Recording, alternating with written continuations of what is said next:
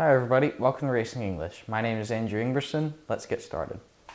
Last weekend was the NASCAR Sprint Cup race at Richmond, and Carl Edwards got his second straight win after bumping Kyle Busch out of the way in the final corner of the final lap.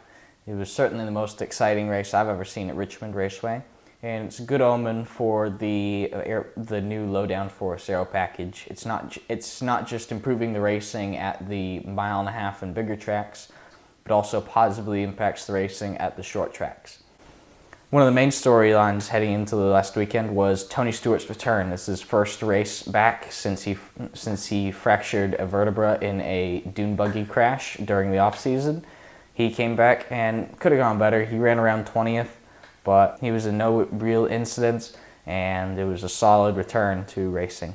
Also last weekend, Kasey Kahne had his strongest run of the year with his first top 5 run of the year.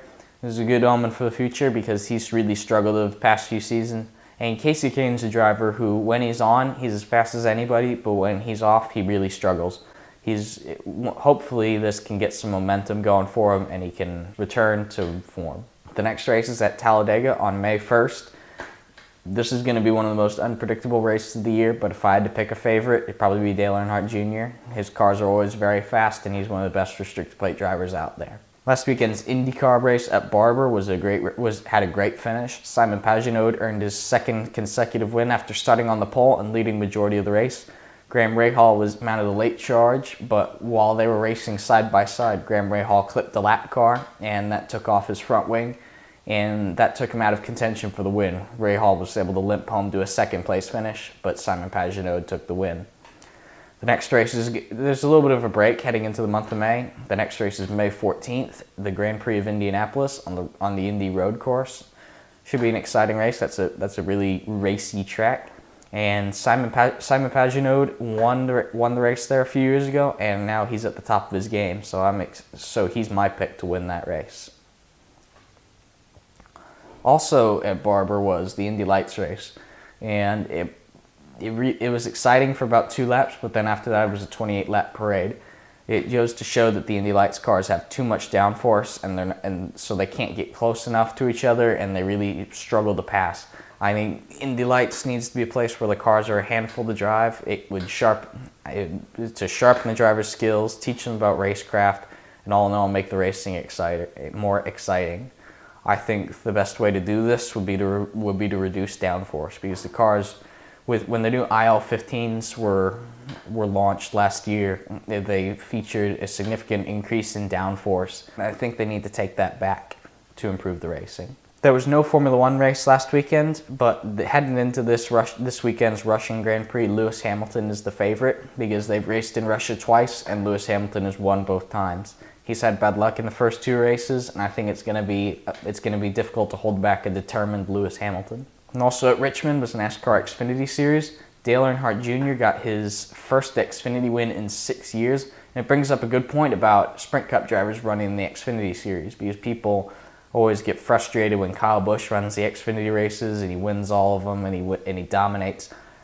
I haven't heard a single complaint about Dale Jr. winning the Xfinity race and him dominating, because he led basically the whole race. He charged the front early and never really relinquished the lead. So I think it goes to show that NASCAR fans are not opposed to Cup drivers running in the Xfinity Series. Once again, the heat races were a bit of a dud. People are still saving their cars and making sure they make it to the main events, because heat races only really work at local tracks, because more often than not there are more cars entered than there are spots in the main event. So in the heat races, people are racing for spots in the main race. And in NASCAR, there's just not enough cars to make heat races really work. That's why everyone's been saving their cars and waiting to the main race, because that's the one that pays points and money. The next race is going to be April 30th at Talladega. May as well pull a name out of the hat, and that'll be your winner. It's going to be a very unpredictable race. There's several Cup drivers participating, but also there's several very strong Xfinity regulars who could get their first win and lock themselves into the chase. I've gotten several questions over email, and I've found some good ones, and I'll now answer them. Why racing English? Well, basically, in racing, pretty much everybody does the same thing to try to make it to the top. So we are trying to do different things and kind of carve our own path to the top. And English is in pool when you put a spin on the cue ball. So we're putting a spin on racing, and that's the idea behind our name. I don't understand the new F1 prime/option tire scheme this year. Can you explain it? Technically, there are no prime or option tires because they can have whatever tires they want. Basically, going into the weekend, Pirelli will select 3 compounds of tires which they can run, and then the teams select how many of each compound they want, and then they can use any of those during the race. And I wasn't a big fan of it when it was announced because I thought it would make the sport more complicated, but it's mixed things up, and I think it's one of the best changes the F1 rule makers have made over the past few years. Is Nico Rosberg finally mentally able to defeat Lewis Hamilton for the championship? I don't know yet. We're still very early in the season. Lewis Hamilton's had a lot of trouble. I think Nico is definitely stronger than he was last year, but it remains to be seen if he can beat Lewis week in, week out. Is Tag Heuer really making Red Bull's engines? Do they make race engines now? Short answer, no. The reason they're branded as Tag Heuer is because Red Bull and Renault want nothing to do with each other, but Red Bull need engines to race with, and they can only get Renault engines, and Renault wants Red Bull's money, so they've agreed that they brand the engines as Tag Heuer. But this agreement could only last for 1 year because rumor has it, with the Aston Martin partnering with Red Bull, rumor is that Red Bull's going to start making their own engines, and then those engines are going to be branded as Aston Martin engines. I'd personally like to see that happen because I think it'd bring a lot of attention and publicity to the sport. Seems like there's less passing this year in F1. Is it because of the cars?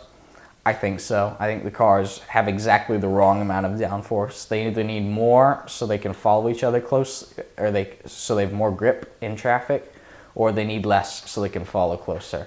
I think they should take away downforce, but I've heard that they're gonna increase downforce significantly for next year, but I don't know if it's actually gonna happen. It seems like the F1 rule makers can't really agree on anything. So we'll see how 2017 turns out, and we'll probably know that.